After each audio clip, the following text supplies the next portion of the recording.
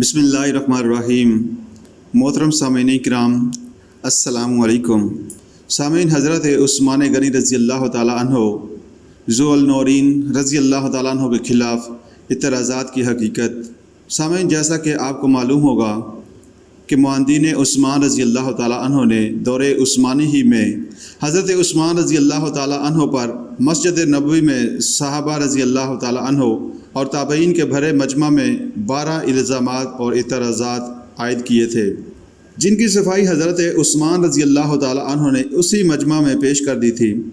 جس کی تصویب و تائید خود حضرت علی رضی اللہ تعالیٰ عنہ اور دیگر صحابہ کرام رضی اللہ تعالیٰ عنہ نے کی تھی۔ مفسدین نے بعد میں جب مدینہ میں حضرت عثمان رضی اللہ تعالیٰ عنہ کے گھر کا محاصرہ کر لیا تو اس موقع پر حضرت علی رضی اللہ تعالیٰ عنہ نے باغیوں کے ایک گروہ سے پوچھا کہ آخر ان کو خلیفہ وقت اور امیر المومنین سے کیا شکایت ہے۔ ان لوگوں نے انہی 12 اعتراضات کا اعادہ کر دیا، جن کی صفائی حضرت عثمان رضی اللہ تعالیٰ عنہ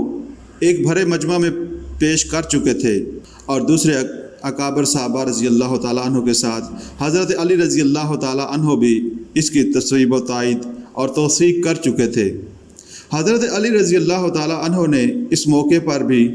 اس گروہ کے سامنے حضرت عثمان رضی اللہ تعالیٰ عنہ کی طرف سے پیش کردہ صفائی اپنی تصویب کے ساتھ پیش کر دی، اور ان کے عائد کردہ تمام الزامات و اعتراضات سے حضرت عثمان رضی اللہ تعالیٰ عنہ کو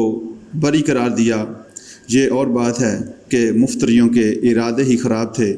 اس لیے انہوں نے حضرت علی رضی اللہ تعالیٰ عنہ کی تصویب و تائید کو تسلیم نہیں کیا۔ لیکن حیرت کی بات تو یہ ہے کہ عصر حاضر کے ایک صاحب علم اور صاحب قلم، جنہوں نے دین کی خدمت میں کافی مفید کام کیے اور جن کا بلا شبہ چوٹی کے اہل فکر علماء میں شمار ہوتا ہے، اپنی ایک کتاب میں انہی 12 الزامات و اعتراضات کو بیان کرتے ہوئے حضرت عثمان ذو النورین رضی اللہ تعالیٰ عنہ پر ایسی تنقید کی ہے جس سے صریحی طور پر آپ رضی اللہ تعالیٰ عنہ کی تنقیص ہوتی ہے، اور آپ رضی اللہ تعالیٰ عنہ کے خلاف سوء ظن پیدا ہوتا ہے۔ اسی کتاب کے ایک باب میں حضرت عثمان کے علاوہ حضرت امیر معاویہ اور حضرت عمرو بن العاص رضی اللہ تعالیٰ عنہ پر بھی دل آزار تنقید کی ہے، جس سے مسلمانان پاک و ہند کے قلوب انتہائی مجروح ہوئے ہیں، اور اس گھر کو آگ لگ گئی، گھر کے چراغ سے والا معاملہ پیش آیا ہے۔ اس پر ایک گروہ کی طرف سے تو خوشنودی کے ڈونگرے برسائے گئے اور بغلیں بجائی گئی کہ دیکھ لو، یہ سنی بھی وہی کچھ کہہ رہے ہیں جو ہم کہتے آئے ہیں۔ یہ سنی بھی کس پائے کہ وہ جو مفکر اسلام اور مفسر قرآن ہیں، یہ در حقیقت ہماری بدقسمتی اور شامت اعمال ہے۔ ویسے اللہ تعالیٰ کی یہ شان ہے کہ وہ زندہ میں سے مردہ اور مردہ میں سے زندہ برآمد کرتا ہے اور شر میں سے خیر نکال لاتا ہے۔ سامعین، واقعہ یہ ہے کہ اس دل آزار کتاب کے نتیجے میں تاریخی لٹریچر میں بالخصوص بہت سی مفید کتابوں کا اضافہ ہوا۔ ہمارے ہاں تحقیق کے کام میں عرصہ سے جو تعطل و جمود تھا وہ ٹوٹا، تاریخ کو اثر نو کھنگالا گیا، اور اس کتاب میں حضرت عثمان رضی اللہ تعالیٰ عنہ، حضرت معاویہ اور حضرت عمرو بن العاص رضوان اللہ تعالیٰ علیہ مجمعین کی پاک سیرتوں کو داغدار کرنے کی جو کوشش کی گئی تھی، اس کا ازالہ کیا گیا۔ اسی سلسلہ کی ایک کتاب پر تبصرہ کرتے ہوئے پروفیسر مرزا محمد منور صاحب نے مشتاق میں ایک بڑا پیارا جملہ لکھا تھا کہ حضرت عثمان رضی اللہ تعالیٰ عنہ پر لگائے ہوئے الزامات و اعتراضات کا اعادہ کر کے اپنی تنقید کی تعمیر کی بنیاد کرنے والے ان مشہور مصنف کے نزدیک شاید حضرت علی رضی اللہ تعالیٰ عنہ کی حیثیت نعوذ باللہ نعوذ باللہ نعوذ باللہ کرائے کے وکیل کی تھی، جنہوں نے غالباً فیس لے کر حضرت عثمان رضی اللہ تعالیٰ عنہ کی مدافعت کی تھی۔ سامعین، سوچنے کا مقام ہے کہ جن اعتراضات و الزامات کی صفائی کی حضرت علی رضی اللہ تعالیٰ عنہ نے پوری دیانتداری سے تصویب و توثیق کی ہو، کیونکہ آپ رضی اللہ تعالیٰ عنہ کی امانت و دیانت ہمارے نزدیک مسلم ہے، تو پھر 1400 سال بعد بلوائیوں کے الزامات کا اعادہ کرنا کیا حضرت علی رضی اللہ تعالیٰ عنہ کی بھی تنقیص نہیں ہوگی؟ کیا اس طرح ان کی ایمانت و دیانت مجروح نہیں ہوگی اور ان کی ذات پر حرف نہیں آئے گا؟ اللہ شرور نفس سے بچائے، ورنہ واقعہ یہ ہے کہ اچھے معقول لوگ کیسی ٹھوکریں کھاتے ہیں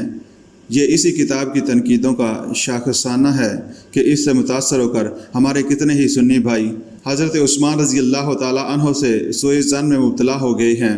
اور کتنے ہی ہیں جو حضرت امیر معاویہ اور فاتح مصر حضرت عمرو بن العاص رضی اللہ تعالیٰ عنہ کے نام ادب سے نہیں لے سکتے، بلکہ ان کی شان میں گستاخانہ اسلوب اختیار کرتے ہیں۔ ذہنوں کو اتنا مسموم کر دیا گیا ہے کہ خود سنیوں کے ایک گروہ میں، چاہے وہ تعداد کے لحاظ سے قلیل ہی کیوں نہ ہوں، ان تینوں جلیل القدر صحابہ رضی اللہ تعالیٰ عنہ کے علاوہ بہت سے دیگر صحابہ اکرام رضی اللہ تعالیٰ عنہ کے خلاف سوء ظن پیدا ہو گیا ہے، جن میں ام المومنین حضرت عائشہ صدیقہ رضی اللہ تعالیٰ عنہا، حواری رسول صلی اللہ علیہ وآلہ وسلم حضرت زبیر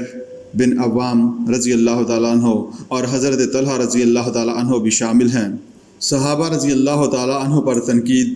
ان حضور صلی اللہ علیہ وآلہ وسلم کی تنقید ہے۔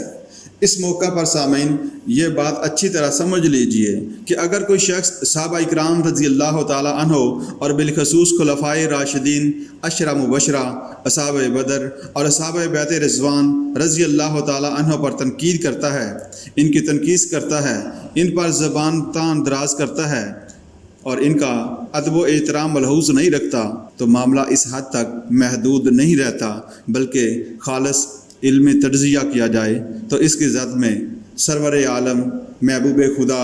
خاتم النبیین المرسلین محمد رسول اللہ صلی اللہ علیہ وآلہ وسلم کی ذات گرامی بھی آ جاتی ہے۔ اس لیے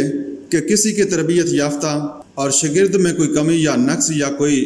تقصیر ہو تو مربی،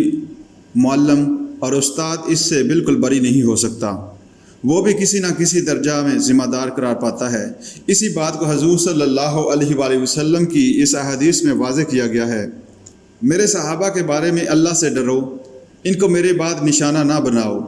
پس جس شخص نے ان کو محبوب جانا تو میری محبت کی وجہ سے محبوب جانا، اور جس شخص نے ان کے ساتھ بغض رکھا تو میرے ساتھ بغض کی وجہ سے ان کے ساتھ بغض رکھا،